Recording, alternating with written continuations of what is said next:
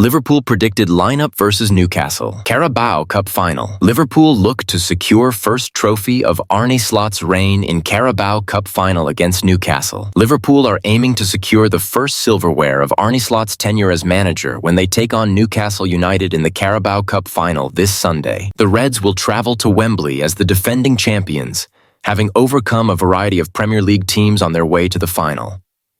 West Ham United, Brighton and Hove Albion, Southampton, and Tottenham Hotspur have all been eliminated, and now Newcastle may be the next team to fall. However, Liverpool must overcome the disappointment of their recent Champions League exit if they are to defeat one of their favored opponents. A week that began with talk of a potential treble could end in disappointment if the team doesn't perform at their best on the day. Here's how Liverpool could line up for the crucial fixture. Goalkeeper: Kawimihin Kelleher or Alisson. A key decision for Slot concerns Liverpool's goalkeeper, as Kelleher has been the primary choice in the Carabao Cup this season. Despite this, the Dutch coach suggested during his pre-match press conference that Alisson may retain his place in goal for the final. Right-back Jarell Quansah. With Trent Alexander-Arnold injured and both Joe Gomez and Connor Bradley sidelined, Quansah is likely to be deployed as right-back. The young defender will want to follow up his England call-up with a strong performance at Wembley. Centre-back, Ibrahima Konate. Konate is expected to feature after shaking off concerns over his fitness. The Frenchman will face the challenge of keeping Newcastle's Alexander Isak quiet during the final. Centre-back, Virgil van Dijk. Van Dijk, who scored the match-winning goal in last year's Carabao Cup final, will be determined to help secure another major trophy with Liverpool, especially as rumors suggest he could be leaving Anfield this summer. Left-back Andy Robertson. Although Kostas Tsimikas played a role in last season's final by assisting Van Dijk's winner, Robertson has firmly established himself as the first-choice left-back. He will be tasked with containing Newcastle's energetic winger Jacob Murphy. Defensive midfield, Ryan Gravenberch. Liverpool's midfield could be a vulnerable area for exploitation, especially against a strong Newcastle trio of Joelinton, Sandro Tonali, and Bruno Guimaraes. Gravenberch will need to deliver his best performance to cope with these threats. Defensive midfield, Alexis Mac Allister. The World Cup winner and Copa America champion is accustomed to performing on major stages, having lifted the Carabao Cup with Liverpool last season. Mac Allister will need to bring his experience to bear in this crucial match. Right wing, Mohamed Salah. Salah, who has been in exceptional form this season, will be up against Tino Livramento, who has shown tenacity on the right flank for Newcastle. Salah, who has 54 goal contributions this term, will be determined to add to his tally in this high-stakes encounter. Attacking midfield, Dominik Szoboszlai. Szoboszlai, although overshadowed by Salah in the Player of the Month awards, has been a vital player for Liverpool this season. His relentless energy and creativity will be key to breaking down Newcastle's defense. Left wing, Cody Gakpo. After missing key fixtures against Paris Saint-Germain, Gakpo will be eager to return to action. Liverpool will be hoping the Dutchman can make an immediate impact after recovering from a minor injury setback. Striker, Luis Diaz. Diogo Jota has struggled for form in recent weeks, and with Darwin Núñez not trusted for such a critical match, Diaz will likely be chosen to lead the line. He will face a Newcastle defense that will be missing Sven Botman, which could give Diaz a crucial opportunity to shine. Curtis Jones reflects on Klopp's impact amid Slot's arrival. Liverpool midfielder Curtis Jones recently shared his thoughts on his journey under Jurgen Klopp's management, praising the German coach for his influence while also acknowledging that their relationship wasn't always easy.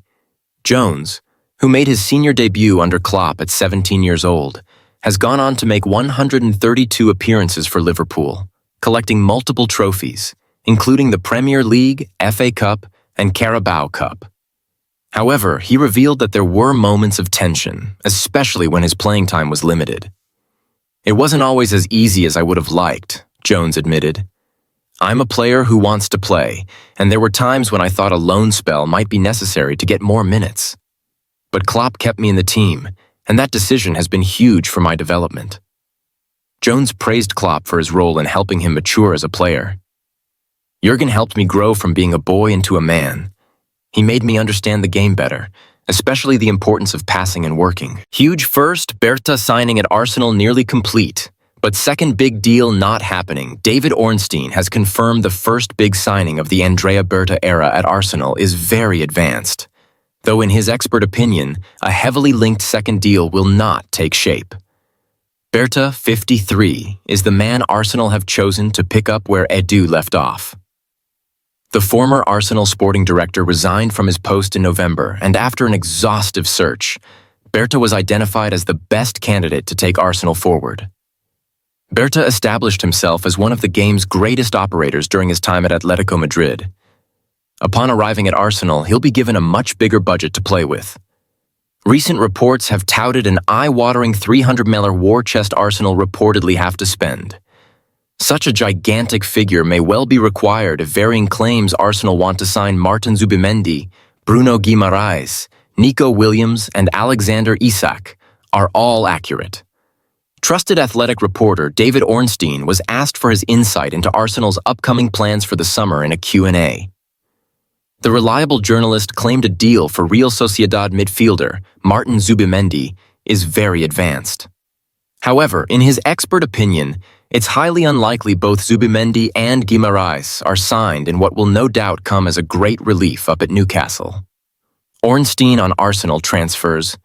Now, this is a personal opinion rather than sourced information, but I don't see Arsenal signing Zubimendi and Guimaraes, replied Ornstein.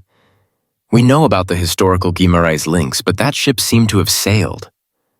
I'm not sure I can envisage Arsenal paying the kind of money Newcastle would ask for him, who, like Alexander Isak, they probably want to keep, especially given that he turns 28 this year.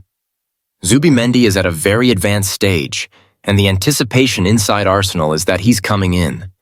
That deal would be a significant financial outlay, as would any move for a striker. There's also other work to do. Possible wide attacker, awaiting the decision of Rosenborg midfielder Sverre Halseth Nypan. Perhaps something in defense, 1 or 2 goalkeepers. And although there will be exits, I'm not sure recruiting Zubimendi and Guimaraes would be feasible even if Berta did want that, which I don't know he does. In terms of the £300 million reports, I'm not aware of a specific number, but Arsenal recently posted healthy financial results. They're expected to qualify for the Champions League again, and they didn't spend in the winter window, so there will definitely be room to maneuver. I'd expect it to be a pretty busy summer at the Emirates. Zubimendi can be signed via a release clause worth £60 million, £50 for 6 million. It has been speculated Arsenal could agree to pay a slightly higher sum if able to secure more favorable payment terms. Spread payments rather than full upfront fee. In other news, Arsenal's interest in Leroy Sane, which was confirmed by both Bild and Sky Germany, is expected to come to nothing. Per the latest from Sky Germany, Sane is giving priority to signing a contract extension with current club Bayern Munich. Elsewhere, rumored Real Madrid interest in Riccardo Calafiori has reportedly prompted Arsenal to slap a hefty asking price on the Italian. Calafiori cost $42 million when signed from Bologna last summer, and reports in Spain claim Arsenal now value the 22-year-old at €80, 7.5 billion. The red-hot form of Antony since joining Real Betis has prompted a brand-new suitor to enter the race, while a report claims the winger can't wait to quit Manchester United. Antony is widely regarded as one of the worst buys in Man Ud's long history. The Brazilian cost a whopping $82 million, rising to $86 million through add-ons, when bought from Ajax in 2022. Antony's record in a Man Ud shirt stands at just 12 goals and 5 assists in 96 appearances. And if the recent comments from Sir Jim Ratcliffe and latest update from The Sun are anything to go by, Antony has already played his final match for the Red Devils. When running the rule over the mess he and Ineos inherited, United co-owner Ratcliffe brutally claimed, "If you look at the players we are buying this summer that we didn't buy, we are buying Antony, we are buying Casemiro, we are buying Andre Onana, we are buying Rasmus Højlund, we are buying Jadon Sancho. These are all things from the past, but whether we like it or not, we have inherited those things, and we have to sort it out." Antony was loaned to La Liga side Real Betis in January, and his transformation since joining has been dramatic. The 25-year-old has already bagged 4 goals and 4 assists in just 10 matches for his loan club. Per The Sun, he's quickly established himself as a fan favorite at Real Betis. The club's CEO, Ramon Alarcón, has already gone on record to state a permanent move will be explored for Antony when the loan ends.